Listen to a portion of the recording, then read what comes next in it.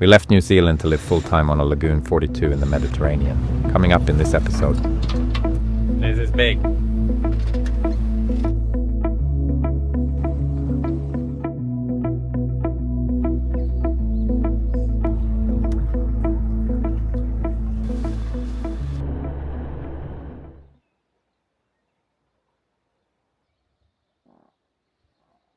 We're getting ready to pull up the anchor, and we're at the bottom of the Peloponnese now, and since the Corinth Canal is closed, we have to sail all the way around back again to the Ionian.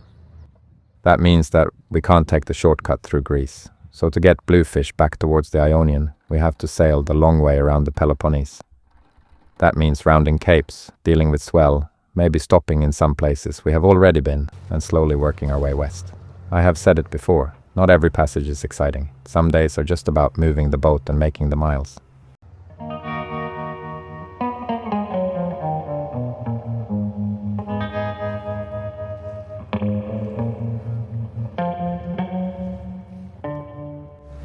Well, this is quite nice. I've been put in the captain's seat again, and it's really relaxing. Calm waters, beautiful sunrise.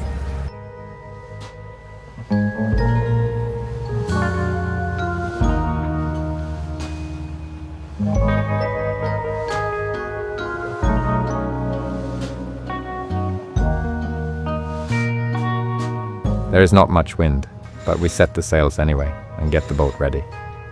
Around here things can change quickly. The water can get disturbed around the cape, the swell can build, and even when the forecast looks manageable, this is not really a place you ignore. We talked about Cape Tainaron last time we sailed past it, the southern point of mainland Greece, and in ancient mythology, one of the entrances to Hades. So even on a quiet day, it has a bit of weight to it.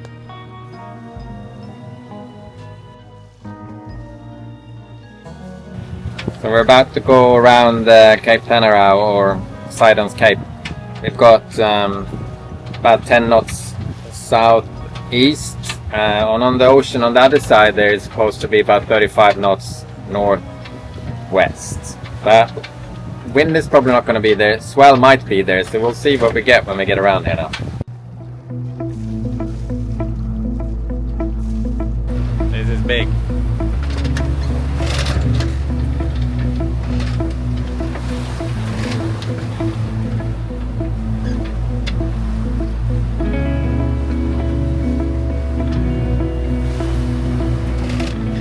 Rather large waves at the moment, and it's almost zero wind too, so not so much fun, and we're going against the waves with the wind from behind, so it's in a messy situation.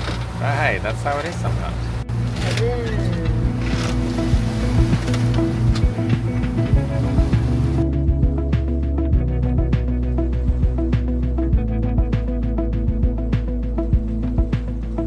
Luckily, once we get a few miles away from the cape, the swell starts to ease and the sea begins to settle. Closer in, the waves were hitting the cliffs and rebounding back out, creating that confused, disturbed water you often get around exposed headlands. It was not dangerous, but it was uncomfortable, the kind of sea where the boat never really finds a clean rhythm. Now, with the cape slowly dropping behind us, everything feels a bit calmer. So we keep moving west, sails up, engines helping when needed, and start looking ahead at where we might stop for the night. We have a few anchorages in mind, so we will see when we get closer.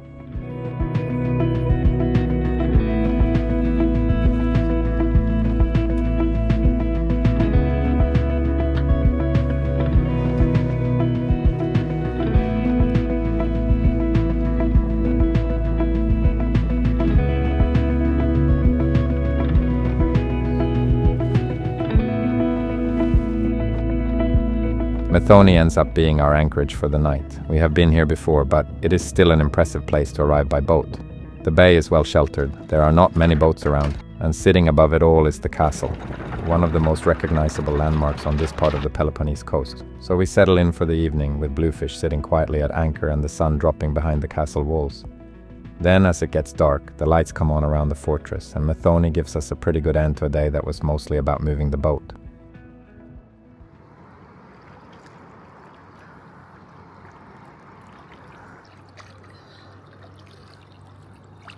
Just waking up in Methoni, and we're just about to pull up anchor and head out and go a little bit north to Pylos.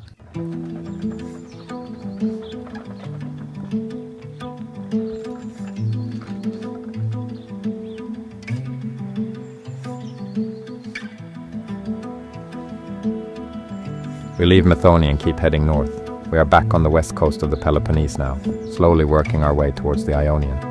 There is almost no wind, and the sea has gone glassy, but there is still a little leftover swell from the stronger weather over the last few days, so it is not really a sailing day. It is more of a quiet moving day, engines on, sails ready if anything changes, and bluefish sliding along the coast. Our next stop is Navarino Bay, a place we have been before and one we all really like.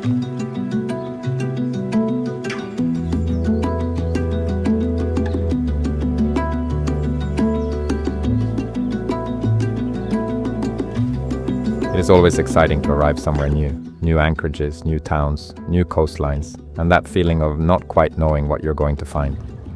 But there is something nice about coming back to places you already love too. You know where the good anchorages are and what the place feels like at different times of day. Navarino Bay is one of those places for us. It is not new anymore, but it is familiar in a good way. And after a few days of moving the boat around the coast, that feels pretty good. One of the reasons we all like coming back to Navarino Bay is that it is a great place to foil and learn. There is space, flat enough water, and just enough wind to make it fun without feeling too serious. So as soon as we were settled, Lucas and Noa got the gear out and went straight into it. Learning and getting better every session, longer runs, better balance. Next, it was my turn to bring out the foil again.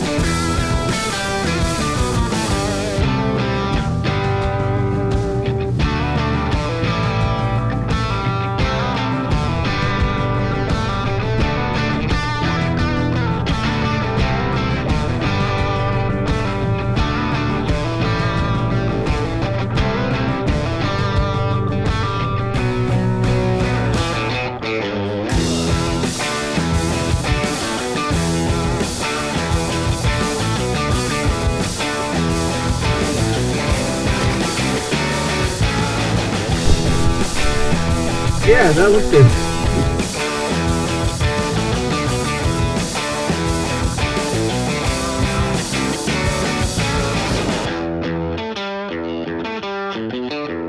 If you're enjoying the journey, subscribe and come along. It means a lot to us.